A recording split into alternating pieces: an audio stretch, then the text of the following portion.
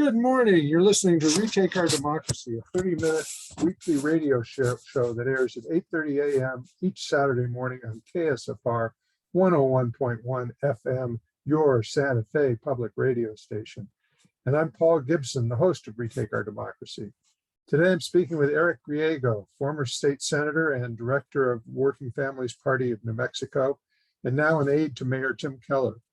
He also is a co-founder, along with me actually, of Sustainable and Equitable Economic Development, or SEED, S-E-E-D, New Mexico, a loose coalition of advocates who are examining sustainable business models like worker-owned cooperatives and other forms of cooperatives.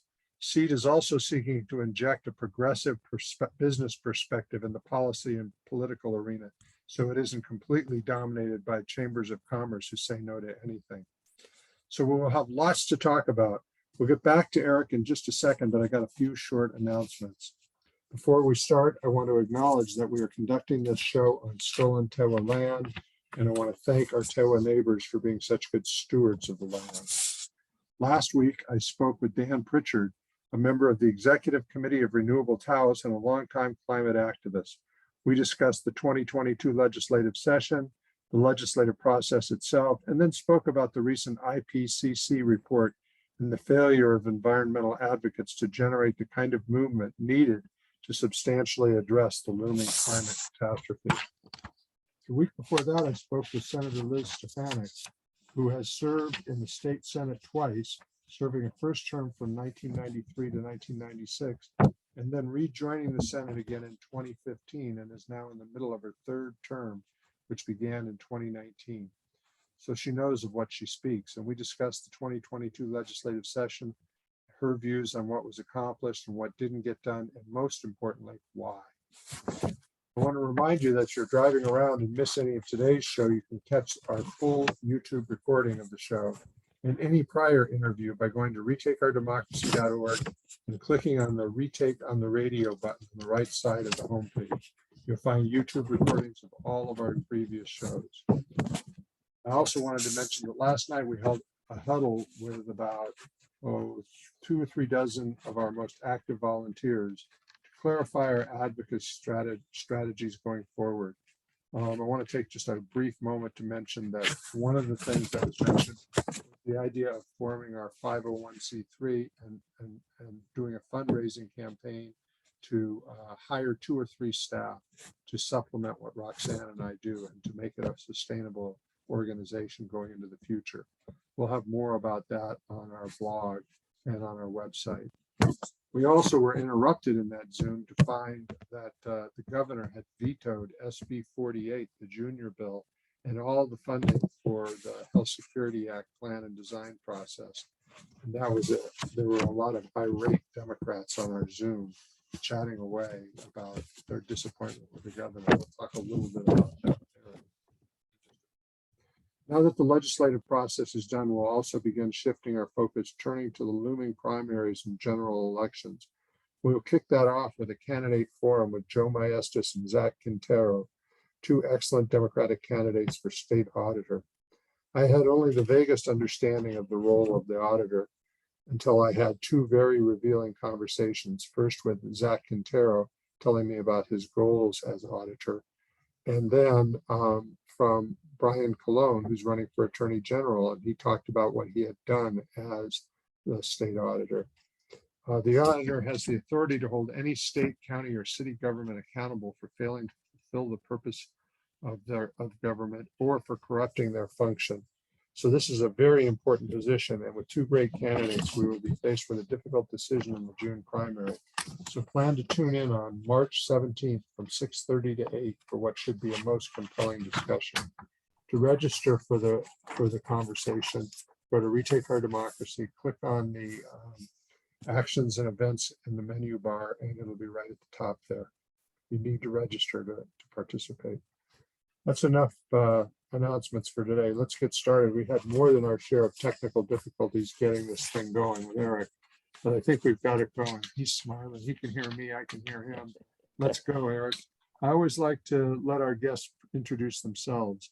So how about if you tell us a little bit about yourself and how you got into policy and politics and ultimately now how you wound up starting the seed program. And we'll talk a little bit about that after you introduce yourself. Yeah, thanks, Paul.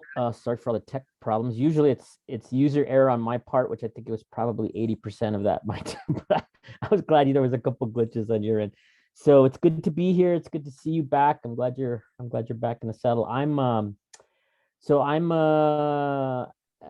now Eric Griego Montoya, and one of the things I recently did was finished up a doctorate in political science, focusing on some of the economic issues, economic development issues that we'll hopefully talk about today, around how do we bring a much more sustainable, community-driven economic development strategy to state and local economic development. That's kind of where my career started. A zillion years ago, I started in Washington, doing public policy at the international level, doing trade. Moved back home in about 20 years ago and was a local city councilman, and a lot of my work was around sustainable local economic development. Was in the state senate and also focused on green jobs legislation, a lot of changes in the way we did economic development, sustainability. And then I just, after finishing my doctorate in December, I'll still be teaching a little bit, but I'm also doing some work with Mayor Tim Keller. I wanted to be clear today, I'm speaking for myself, and these are my opinions, and I'm happy to give you updates on what's happening in the city, but everything I say today will be my own views. Yeah, and so Paul, you and I have been around the progressive politics for a long time, so it's good to catch up and get your take on what's likely to happen with these elections coming up. So we'll get to those elections in just a minute, but how about if you tell us a little bit about your role with Mayor Keller? Yeah, so Mayor Keller and I served in the state senate together. We were elected together as part of, I think, the second progressive wave. Maybe it was the first progressive wave. He and I and Steve Fishman and some other good folks were elected that year. Eleanor Chavez in the House, to try to sort of shake things up. So that's how I got to know Tim. He was a close ally in the state senate, and I think had a pretty progressive record. So when I decided to leave working families and finish up my doctorate, we talked about maybe coming to try to help him with some of the work, frankly, and some of the work that we do in the progressive community, trying to make sure that our allies in the voting rights community and the social justice, economic justice, of course, and the conservation environmental community, that they're really getting more involved and helping us get some really some policy that really reflects our core values around social justice, economic justice, environmental justice done. And so my role is outreach advocacy. I work a lot with our policy team just to make sure that we're really doing kind of ground up policy from the ground up. So it's I'm kind of an advisor, and I've been an informal advisor for the mayor for a long time, but now it's kind of more of a formalized role. I'm still doing some outside work on the things that you and I care about, like economic development and some organizing work, but really I spend a lot of time here at City Hall. So if you watch KOB4 in the evening, you'd think Albuquerque was a war zone. The perception is that crime is out of control in Albuquerque. To what degree is this a media overplay, and to what degree is it a genuine problem? Or is it both? I think Albuquerque is facing what a lot of American cities, major American cities, we're a, coming close to, in the greater metropolitan area, we're coming close to 1 million people now in Albuquerque. And with that comes a lot of the challenges that pretty much every city in the country is facing, that I think is a result of some of the policies that we've had to sort of push back against, really declining funding for the social safety net, a lot of changes, demographic changes that are changing the way we govern. So it's a real problem. I mean, nobody is in denial, if you live in Albuquerque or if you visit it, that we have some serious issues around crime.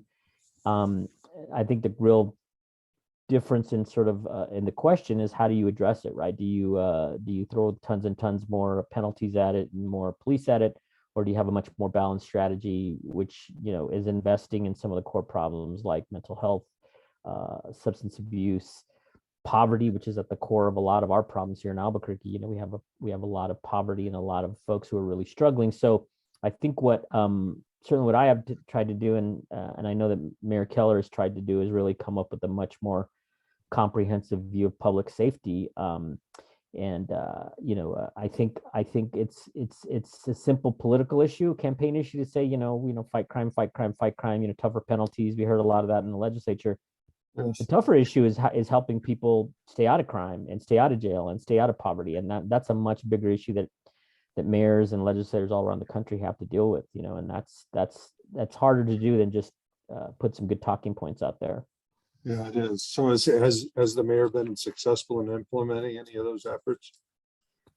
I think he has. I think the biggest one for me, which I think was a national model, is creating this Albuquerque Public Safety Department, the Community Safety Department, ACS, which is really innovative. I think Albuquerque is the only city that's actually created a separate department that really focuses on direct intervention with folks who are struggling, rather than asking police to solve all these problems, whether they're folks who are struggling with a mental health crisis, substance abuse, a lot of homeless issues.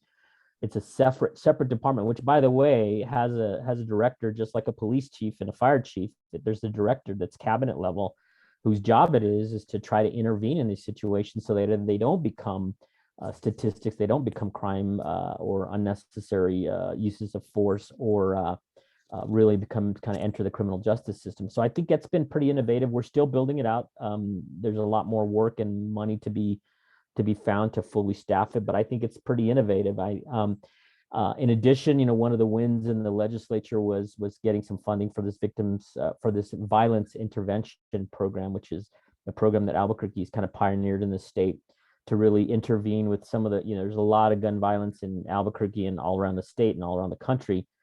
To really intervene early around gun violence, both for victims and for folks who are potential or perpetrators or who've had a history of gun violence, to try to keep them from perpetuating that cycle of violence. It's a very intensive program. It's a very expensive program, but we were able to get $9 million from the legislature for a statewide effort for violence intervention.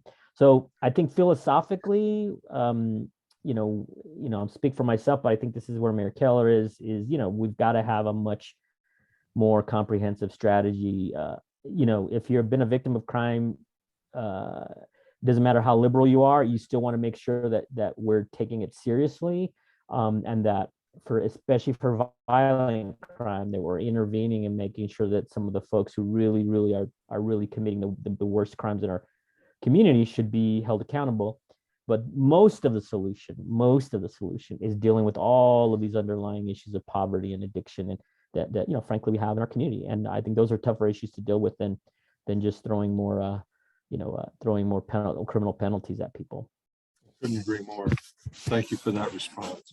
I'm guessing that your involvement with Tim makes it hard for you to be too out front on primary races that are coming up, but I think you can probably talk a little bit about some of this without, saying that Mayor Keller is entirely in support of so-and-so or what. He makes his own endorsements, just to be clear. So he yeah. The 8 Democrats facing primary challengers are Anthony Allison of Fruitland, Doreen Wanda Johnson of Church Rock, Alicio Alcon of Milan, Roger Montoya of Velarde, Susan Herrera of Embudo, Cristina Ortez of Taos, and Andreas Romero of Santa Fe, along with Ambrose Castellano of Las Vegas. So there's quite a few good progressives in that bunch.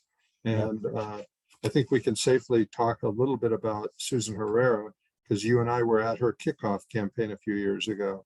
And so she's being challenged now by Santa Fe County Commissioner Henry Roybal, no doubt with a campaign funded by the payday lenders. How do you see this race and its implications for the future vote for House Speaker? Because all of these races we're going to talk about have implications there.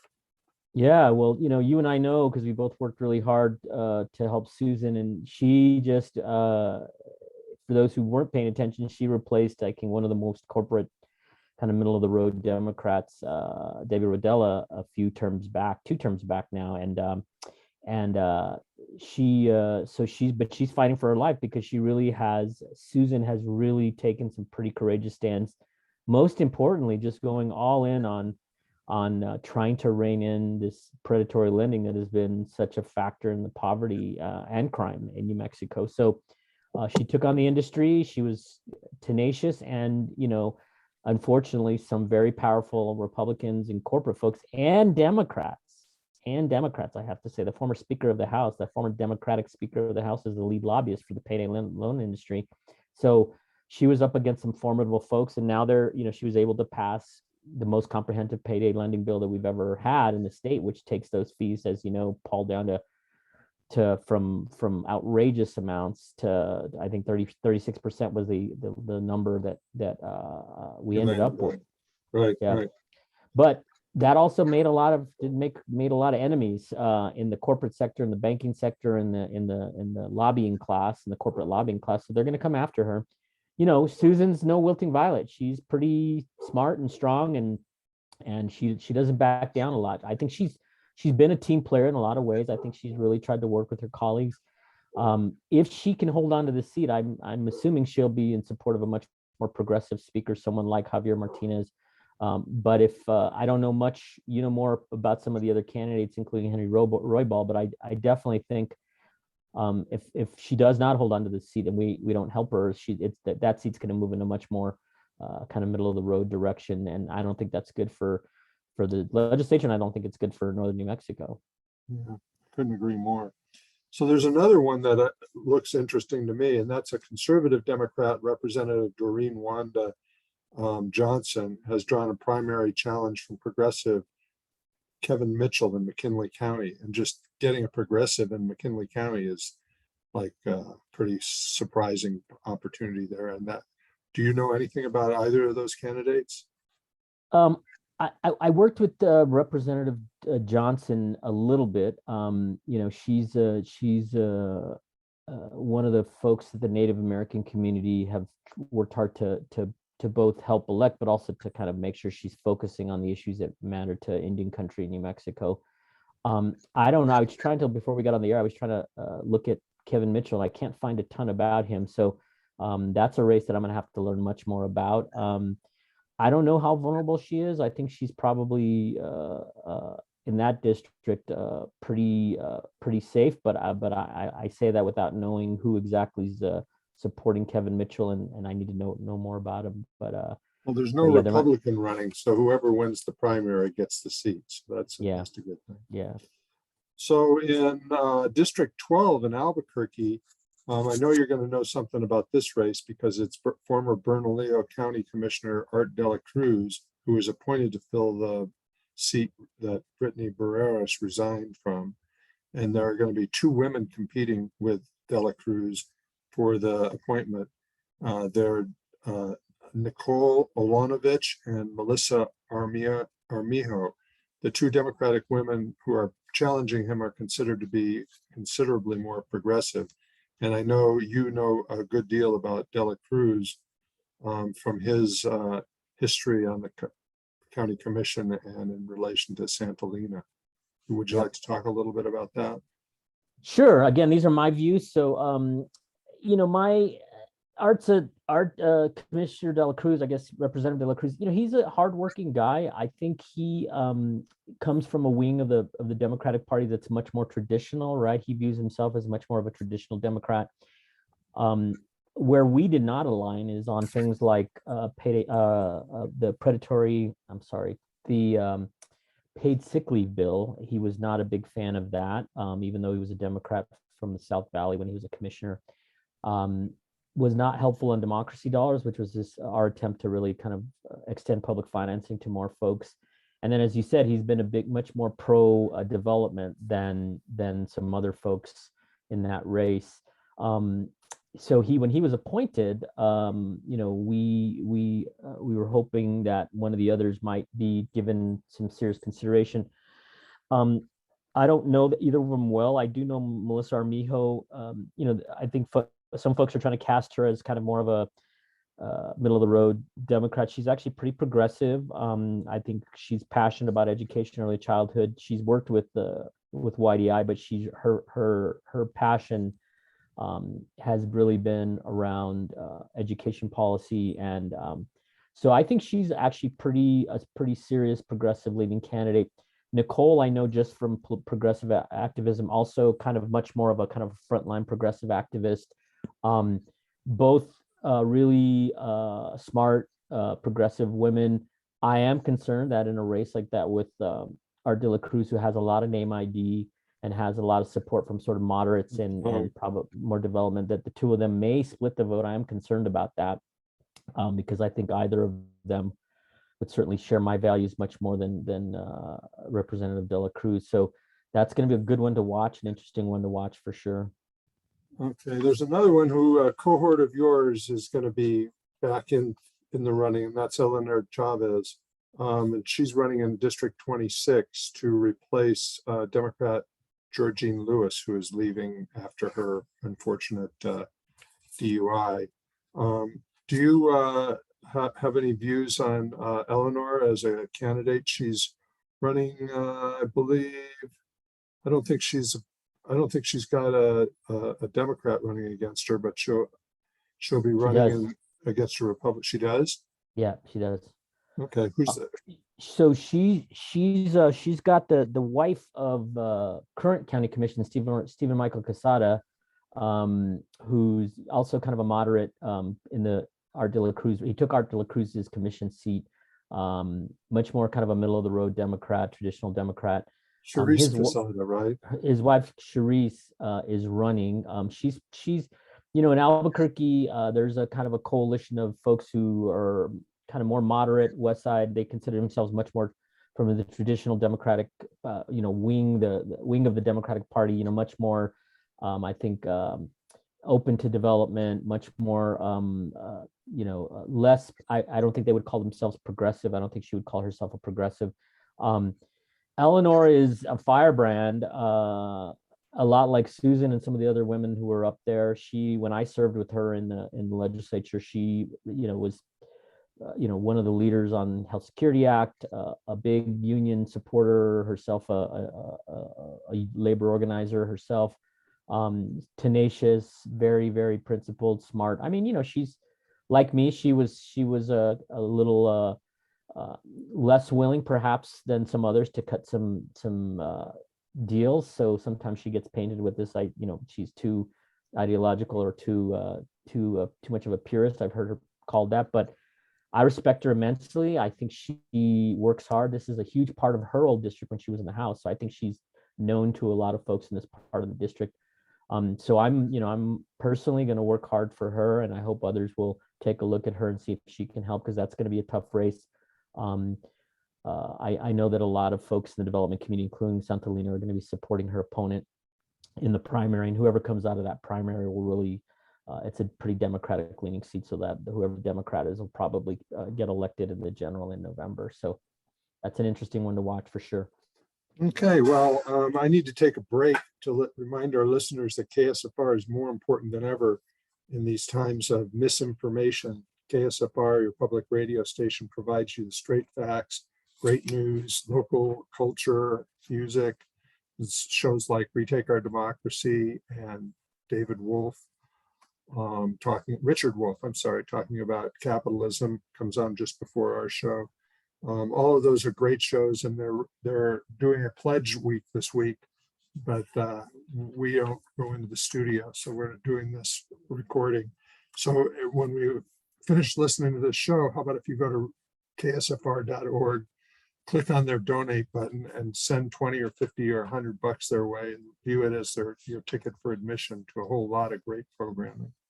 So let's get back to Eric here. And we only have a couple of minutes, Eric, so we'll do what we talked about earlier in terms of cutting off and then returning for the YouTube recording. It looks like the governor has maybe dug up herself a hole with a lot of Democrats, given her support for an array of tax cuts that look an awful lot like corporate and political payoffs, compounded with her strong support for tough on crime bills and her ill-advised foray into hydrogen hubs that most environmental groups were bewildered about at best. And last night she stunned everyone with her veto of SB 48, this junior bill. Does she have enough accomplished to run a winning campaign? My sense of where that campaign is, I think that a lot of Democrats at the top of the ticket are really concerned about the general election, right? So I sense that the governor's definitely tacked in a much more kind of middle of the road direction, right? Because the Republicans are really trying to paint her as an extremist, and I think a lot of her decisions, it sure appeared to me, were to sort of shore up, make her a lot more competitive for the general election. I mean, there was a lot of really good progressive legislation that's been passed over the last 4 years. I fear that there's going to be a real kind of a fight that's going to be for the middle, right? And who can be sort of tougher on crime and who can be more friendly to tax cuts and that whole kind of Republican narrative, because I think there's a legitimate fear that that's where the pulse of the state is. I mean, I have always been like you, Paul, one of the people who believes that you get your base out, you run on your core values, and you motivate base progressive Democratic voters to show up. That's a better strategy than playing to the middle, but not everybody buys into that strategy. So I think that's a lot of what's going on. A lot of these decisions seem like they're really around shoring up kind of the independents and the moderates for the general election, I think. Well, as much as I've been disappointed with her in this last session and in relation to a lot of her policies around the environment, I've got to say, we were able to preserve a woman's right to choose. We legalized marijuana.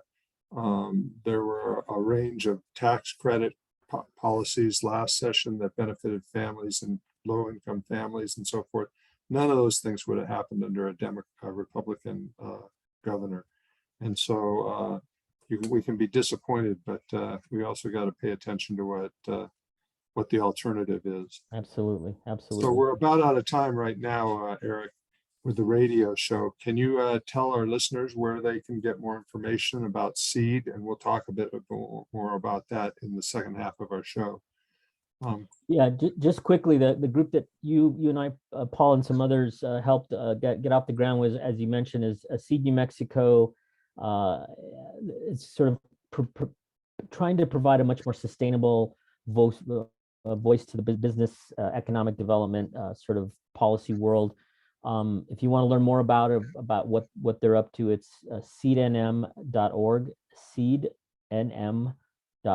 Go check out we have weekly calls that you can get plugged into to help us kind of change the way we do economic development in New Mexico.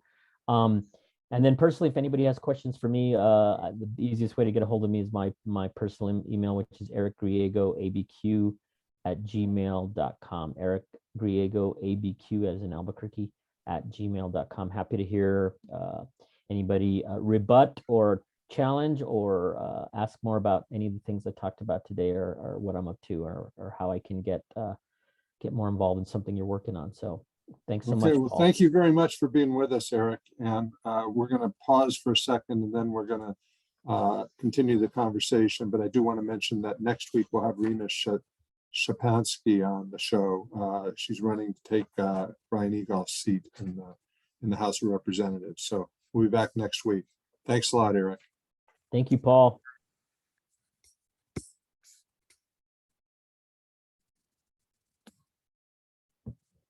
Okay, by the miracle of podcast, I'm back with Eric Griego, and we're going to talk some more. We were starting to talk about the governor sort of digging a hole for herself, and my concern in particular now with the junior bill veto that she just did. I've had one legislator write to me and say, totally unforced error could cost her the election. And my thinking on this is that, you can go into great detail about how the junior bill process is undemocratic and not transparent and all of that. But what the Republicans are going to do is cherry pick from what was vetoed, and they're going to be able to send out mailers saying that she vetoed 26 or more, I lost track, police positions and emergency first responder positions and things for victims' rights. There were victims' rights programs in there that were vetoed then. And of course, the Health Security Act. Now, the Republicans aren't going to, be crowing about her derailing the Health Security Act process, but they're going to certainly pick on these other crime things. And what do you think? I mean, does that strike you as an unforced error and a problem for her politically? Well, I was certainly disappointed that she vetoed it, because, as you said, there was a lot of good in there. But I have to say, I don't know. I think the verdict is still out on whether it was an error or not, because it was a mixed bag in that bill, like a lot of legislation this session. And I think regardless of what she signed or vetoed, generally speaking, that they're going to find there's plenty that's happened the last year and the last 4 years that the Republicans are going to, going to twist and turn and sort of, take out of context and so on to make her look, soft on crime, overbearing on COVID safety, and failing on the economy. The same talking points they generally use. They're already using them. So will this one vote be what tanks her? I don't think so. I think it's going to be a question of how much she can mobilize folks on the other issues that you mentioned on for the base. Like all the good work that's happened 4 years on choice, on the constitutional amendment on early childhood, on voting rights. So I think as much as this one bill was disappointing, this veto is disappointing, I don't think it's going to be as consequential as the whole way that the last 4 years have been framed by her, and obviously how the Republicans are going to sort of nitpick it to pick what they want to sort of use to make her look bad with voters. Yeah, I don't know if you were involved with the state Democratic convention this last weekend, but she gave a pretty rousing speech there and was able to characterize quite a few, like these are things we can run on. And it was a pretty impressive speech indeed. But I'm not sure that's the narrative that's going to work with the moderates in the community. We'll have to see. As you know, Retake had planned to create a 501c3 to focus more on conducting deep research and educating legislators proactively in the interim hearings and through constituent legislator meetings months before the session, with the goal of educating legislators more deeply on the progressive legislation we support before the session starts. The stroke that I had kind of stalled that effort, but we're going to reconvene with that. Can you weigh in on whether that could be an effective strategy, and also offer any other insights into ways to get more legislation through the landmines and time constraints? It just seems like making calls and sending emails the day before a bill is heard is not enough. Yeah. Well, first of all, we're glad you're back, and because the work that you and Roxanne have done and Retake, I think it has been consequential. I think you've had an impact, and I think both of you, I think, have done an amazing job, and it's great to see you back in the mix. There's a lot of folks who do what you described. They don't do it on the full spectrum of issues, but from New Mexico Voices to ACLU to other folks who pick very specific parts of policy and do what you're describing, which is really do the kind of research and even look at model legislation and all those sorts of issues, try to really work in the interim and try to have a much more thoughtful approach before the craziness of a 30-day or 60-day session helps. And sometimes it works and sometimes it doesn't. So, but to be honest, I think a lot of this is really structural to how dysfunctional our system is. I mean, it's an antiquated system, 30 days, 60 days. There's no way you can really, I don't care how smart you are, how much preparation you do, really make thoughtful, informed decisions when you're really forced to deal with 200, 300, 400 bills in a very limited time frame. It really gives an advantage to lobbyists who are able to be there and to be in the interims and have the money and the support from their clients to do what they need to do. So one is we just have some problems with the system. I mean, our current system. So I know it's very, very tough to change how we do legislative sessions, but I support all of those who are trying to reform that. The second is elections. I mean, you have been active in elections. I think we learned that just by changing a few state senators and picking up a few seats in the House, we were able to do a lot of the things that the governor talked about and that we talked about in the last 4 years, right? Much of the progressive legislation that passed in the last 4 years was because of the work that Retake and Indivisible and Working Families and a lot of folks did to get a different legislature, right? So we cannot overstate how important it is for people to, even if you don't like elections, to be involved in whatever that looks like, calls, money, or whatever.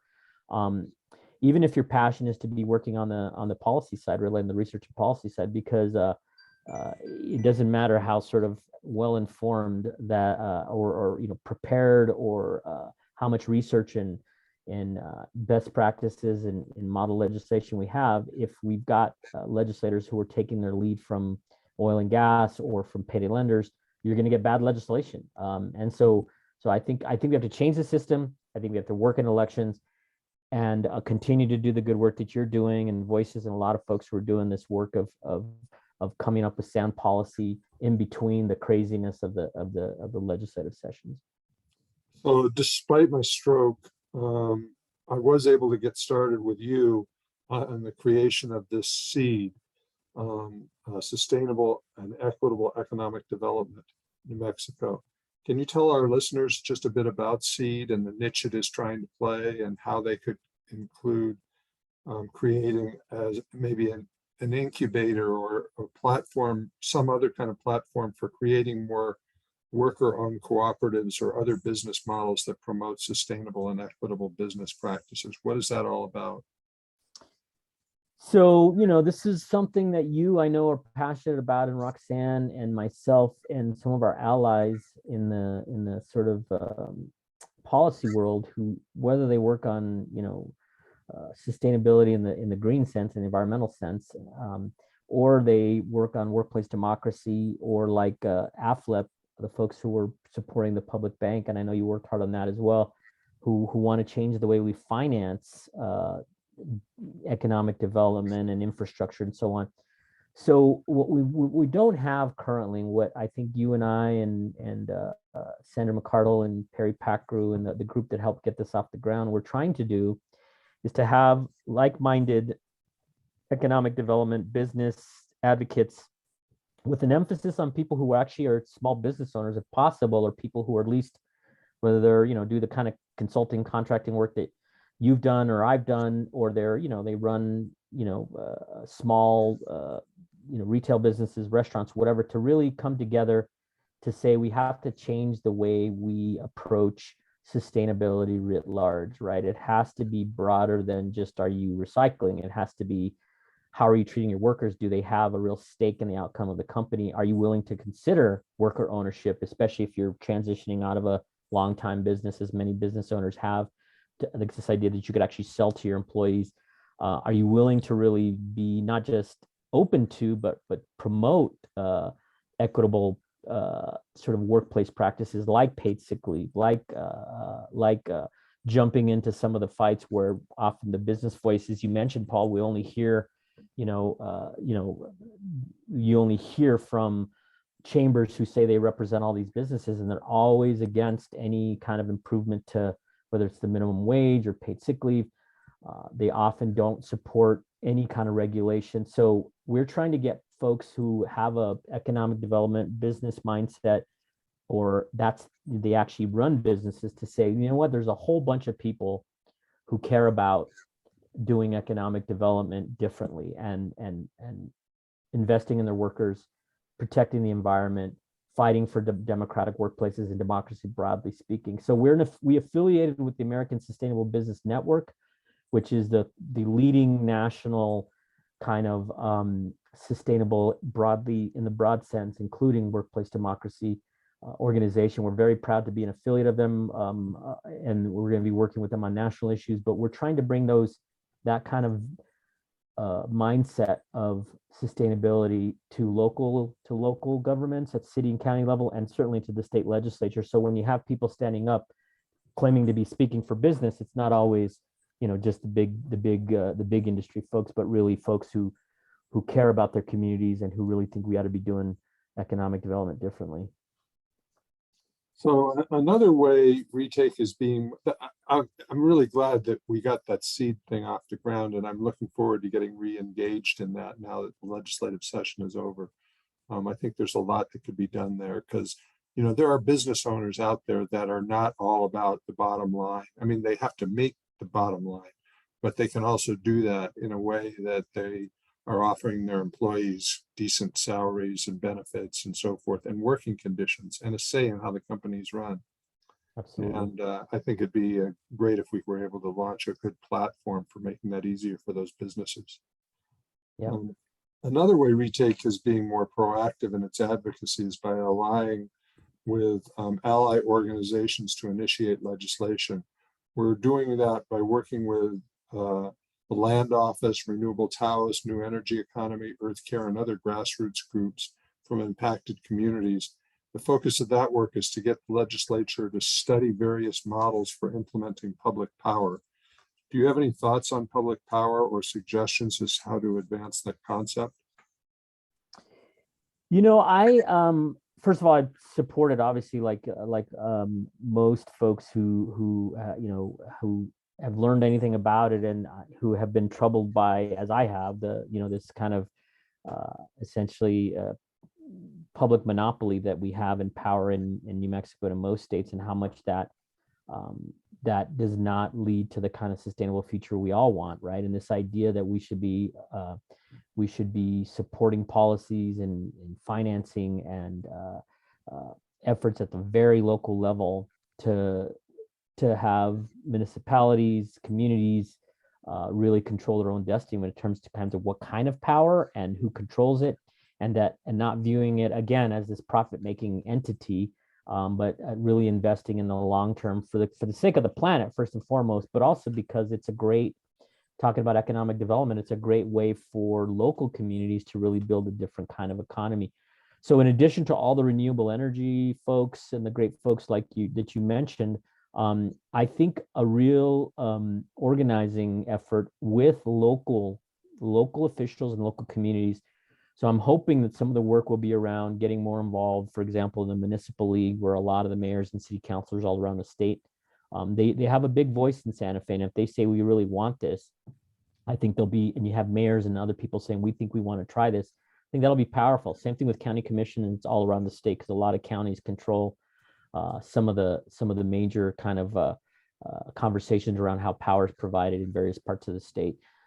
So organizing with elected officials at that level, and then just a lot of allegiances outside of the renewable world. We need people who work outside of sustainability. So again, organizing small business owners so that they can realize what this means for them to have access to different kinds of business models. That if you just want to you want to have a locally sourced entity, and you're not dependent on a utility, for example, that works mostly with national suppliers and with a lot of out-of-state companies for their inputs, right? If you really had a publicly owned, a local power generation capacity, by definition, you're going to be working with a lot more local people to sort of make that system work. So a lot of the money, like the public bank, a lot of the money stays in the community. You build capacity in the community, and at the end of the day, we're doing the right thing for the environment. So it'll be something Seed will be working on as one of the issues, and I hope that we do. People are just learning about how the model works; they're not real familiar with it. So there's a huge education piece that has to happen, as you know, Paul, and I know that you're going to be part of that. But I hope that we get more and more people comfortable with the idea, and I think once people learn what it is, they like it. Everyone I've talked to says, yeah, that's a great idea. Why haven't we done it? And I said, well, you got some pretty big, powerful utilities that don't want to see it happen, right? Yeah, I think there's a whole lot of education about, ever since the 70s and 80s, there was a retreat from like the New Deal and the idea that government can do for communities.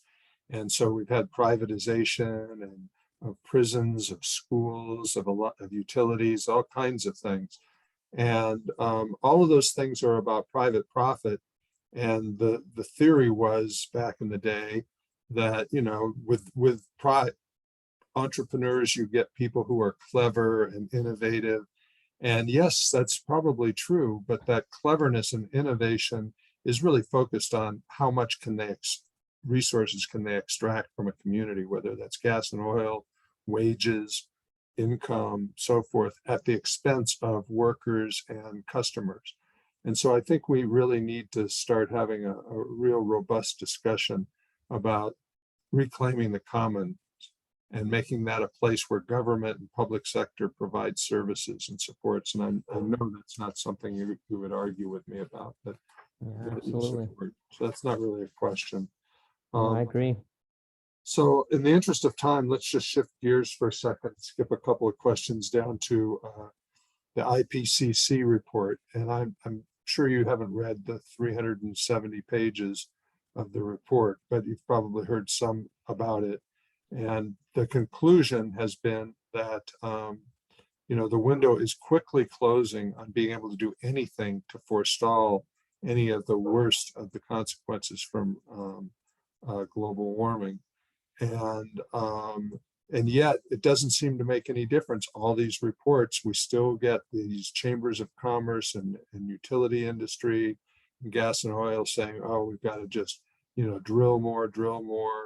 And just as if those reports are just non-existent. What does it take to move that needle? I mean, here in New Mexico, we're sort of at the epicenter in some ways, because we are so dependent on gas and oil. So we're a microcosm of the world in some ways. And yet we're also the worst emitter in the country. And so at some point, we've got to come to grips with that dynamic and duality and thread a needle that gets us out of this reliance on gas and oil and stops emitting. Do you see either an advocacy strategy or communication strategy that can help overcome the lobbyists and the industries and their sky is falling if we don't drill? Well, obviously this is a kind of an existential question for us, not just because of what we're doing to the planet, but for us as a state. And I think we've talked about the resource curse before, Paul. This is not something unique to New Mexico. It happens in countries all over the world, which is you're dependent on extracting, in this case, very harmful natural resources, but your economy is built around that. And in the case of New Mexico, all of this new spending for the teacher raises, for the early childhood constitutional amendment, it's all heavily dependent on the fact that we are reliant on oil and gas revenues. And so even people who are passionate about that, when essentially we have this Faustian choice. Do you want to invest more in schools and early childhood and so on? Well, if you do, you gotta don't fight oil and gas, right? And nobody is really coming up with an alternative that can come online and replace the amount of revenue that those folks are going to do. And we could have doubled down on solar and wind we just didn't do it. We could have really made some big strides to try to diversify our economy. The reality is we are heavily dependent on this industry for most of the things that even very progressive folks rely on. So getting us all of us individually to change our behavior, to change our consumption, to change our politics is going to be very, very difficult. It's proven to be so all around the world. And in a state like New Mexico, where there's a lot of poverty, we don't have a lot of diversity of industry.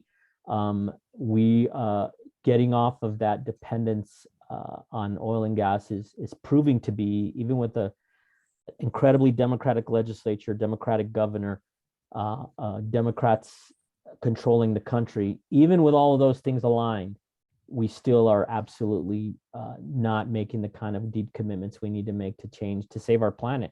I try not to, I have a kid who's, I know you got grown kids, but I have a kid who's right in the middle of this in middle school. And, it's so hard for me not to be pessimistic. I'm trying to be optimistic about where we are.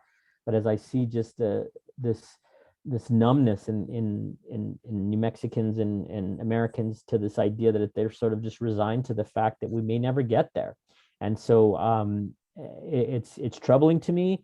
I still hope that there will be an awakening, and that we will have leadership who really gets that we have to change the way for New Mexico, how we fund the government, right? And it's got to be, there's ways to do it, but it's got to be a really drastic change the way we fund schools and the way we fund a lot of the basic investments that we need to make. And otherwise, we're gonna ride that oil and gas, pony till it to the end of the road. And unfortunately, it's not going to be a pretty ending for our kids and our grandkids.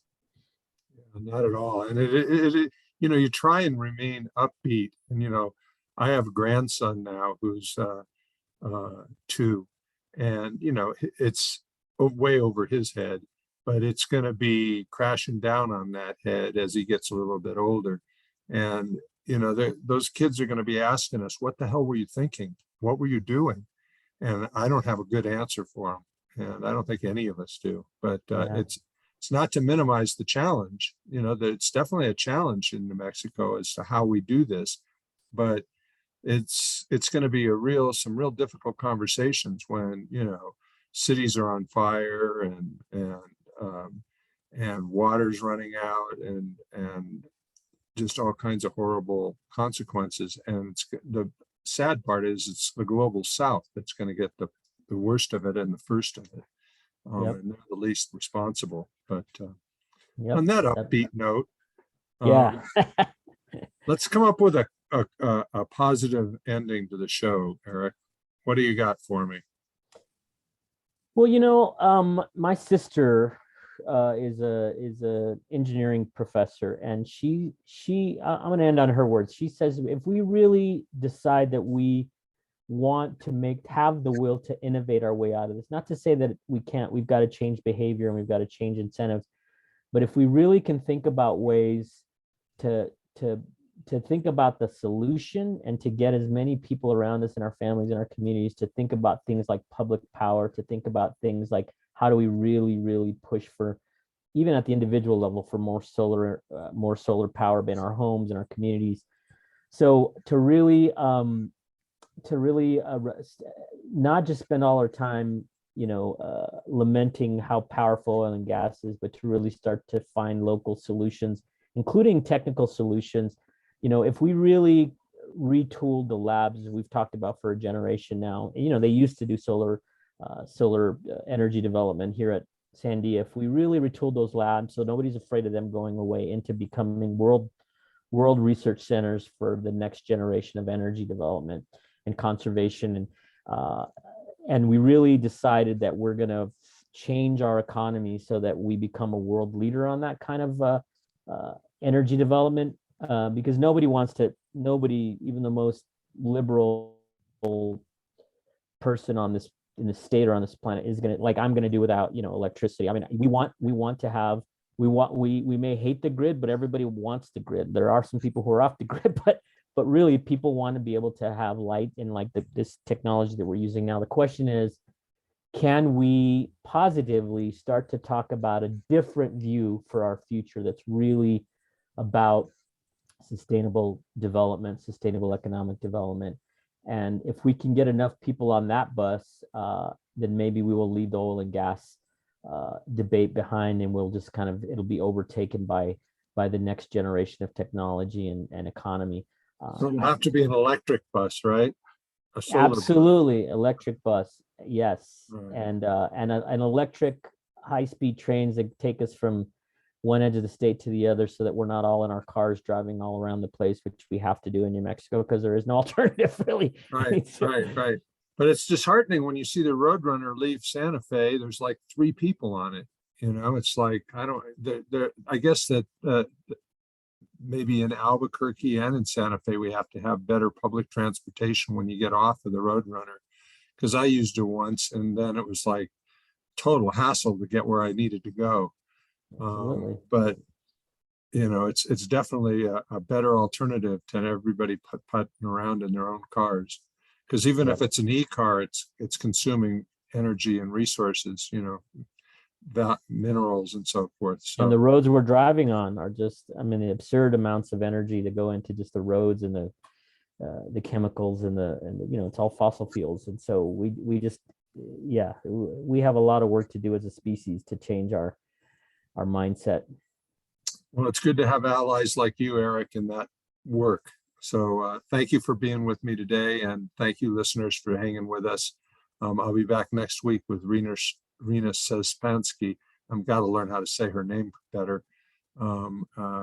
As she'll be running for District 47 to replace Brian Egolf. So we'll be back next week. Talk to you soon. Good to see you, Paul. Good to see you, Paul. Glad you're back in the saddle. All right. Good to see All you. right. Take care. Thank Okay. you. All Bye-bye. right.